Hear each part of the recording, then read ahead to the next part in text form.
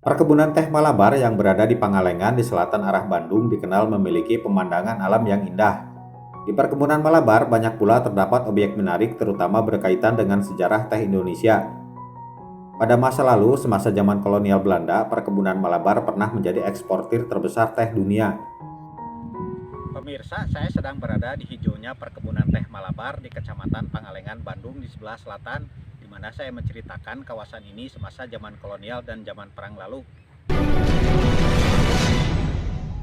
Pemirsa, perkebunan Malabar mulai beroperasi pada tahun 1896 dengan didirikan oleh keluarga Kerkoven. Kemudian disusul dengan didirikan perkebunan Tanara yang kemudian digabungkan dengan nama perkebunan Malabar Tanara. Baik perkebunan Malabar maupun perkebunan Tanara sebenarnya masing-masing memiliki pabrik teh sendiri. Namun dalam perjalanannya produksinya kemudian dipusatkan di pabrik teh Tanara. Nah, ini dia pemirsa pabrik teh Tanara perkebunan Malabar. Dalam video ini saya juga menceritakan mengapa bentuk sejumlah bangunan yang ada termasuk pabrik teh Tanara dan bekas rumah dinas Hop Administratur Perkebunan Malabar Tanara seperti sekarang ini. Ada dua nama orang Belanda yang merupakan ikon perkebunan Malabar ini dan mengangkat nama perkebunan Malabar di mata dunia, yaitu K.A.R. Bossa masa zaman kolonial dan Van den Meers masa zaman perang lalu. Inilah sosok Karl Albert Rudolf Bossa atau disingkat K.A.R. Bossa yang merupakan Hop Administratur atau manajer utama Perkebunan Malabar Tanara. Nah, kita sudah tidak merasa asing lagi dengan sosok di belakang itu, yaitu makam K.R. Bossa, di mana di atas itu adalah cubuk berbentuk topi zaman kolonial Belanda lalu. Serta inilah suasana saat pemakaman K.R. Bossa di Perkebunan Malabar yang meninggal pada tahun 1928.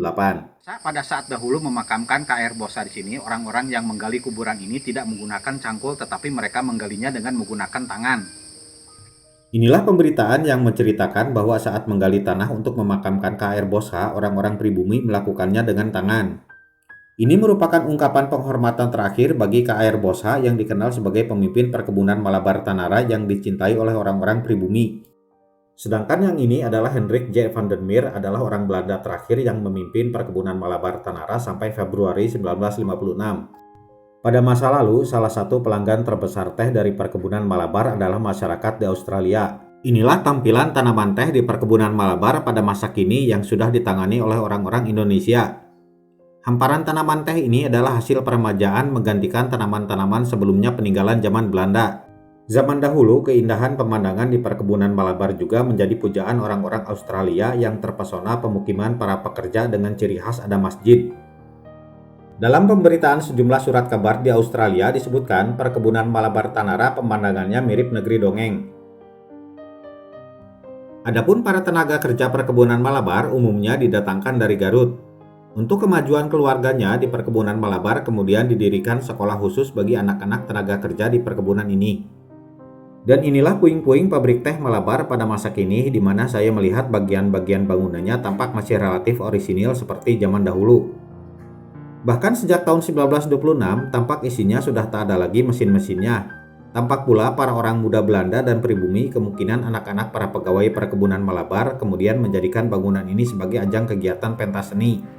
Pemirsa, inilah pada tempat yang sama bekas pabrik teh perkebunan Malabar yang lama di tempat ini. Pada inilah kondisinya pada masa kini.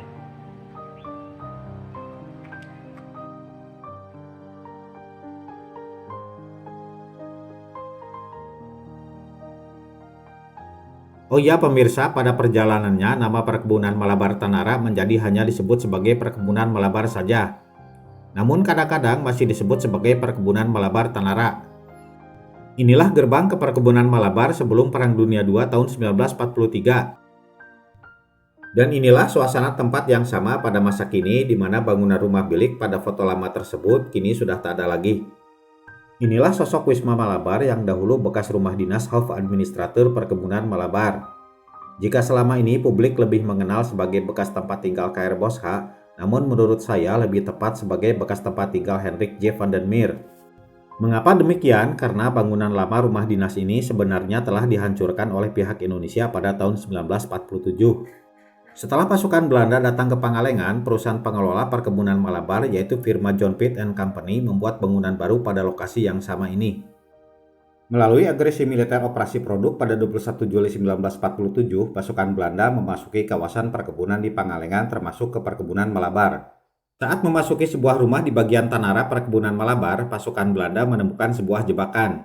Tampaknya si pembuat jebakan tersebut menyasar orang Belanda jika kemudian memasuki kembali perkebunan Malabar. Inilah pemberitaan situasi pada kawasan perkebunan di Pangalengan pada tahun 1947 sampai 1949. Disebutkan secara umum kondisi tanaman teh di Pangalengan kondisinya rusak parah. Disebutkan pula saat itu suhu pada perkebunan di daerah Pangalengan anjlok ke 3 derajat Celcius.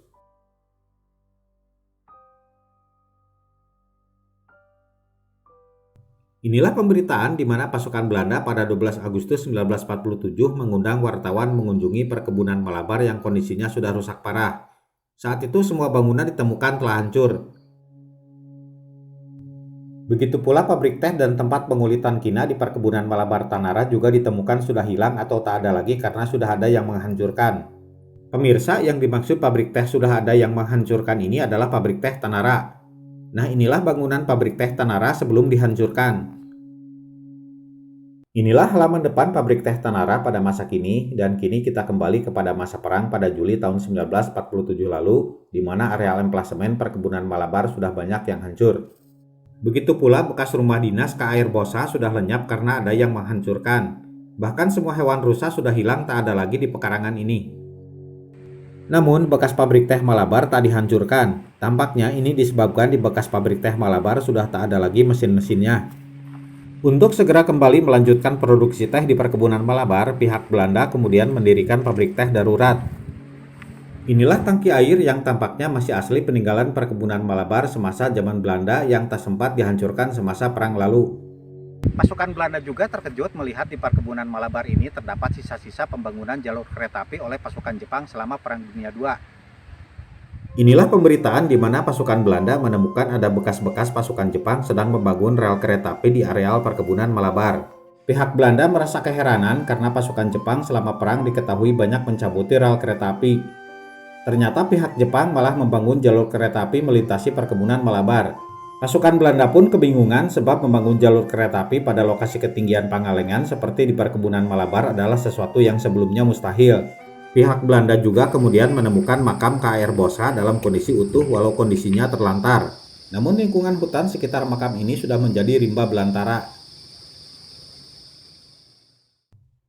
Begitu menguasai kembali perkebunan Malabar Tanara pada akhir Juli 1947, pihak Belanda langsung melakukan berbagai perbaikan dan pemulihan tanaman teh dan pabriknya.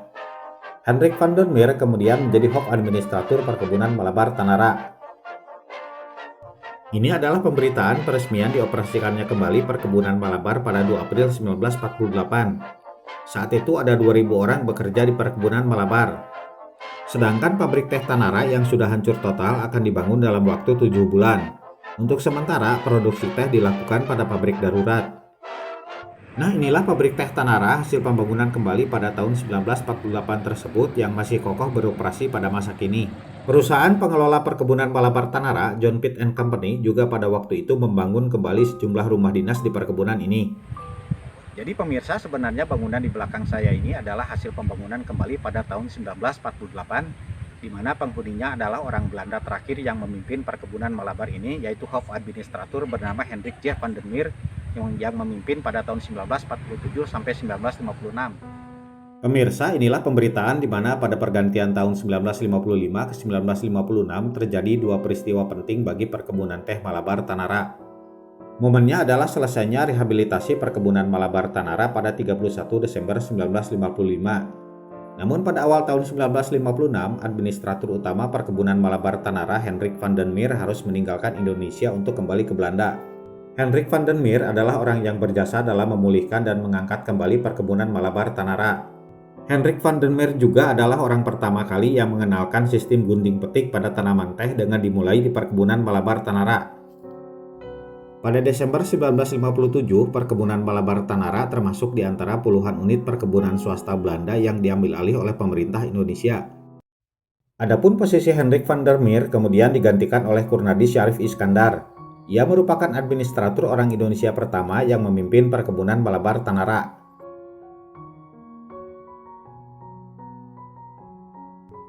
Dan inilah deretan foto-foto para administratur perkebunan Malabar Tanara dari masa ke masa. Saat sudah dikelola oleh perusahaan negara Indonesia, zaman dahulu seseorang yang pernah menjadi administrator perkebunan Malabar, seringkali kemudian posisinya naik menjadi direktur perusahaan pengelolanya. Pemirsa, ini adalah suasana pabrik teh Tanara ketika saya melihat-lihat suasana di dalamnya beberapa waktu lalu.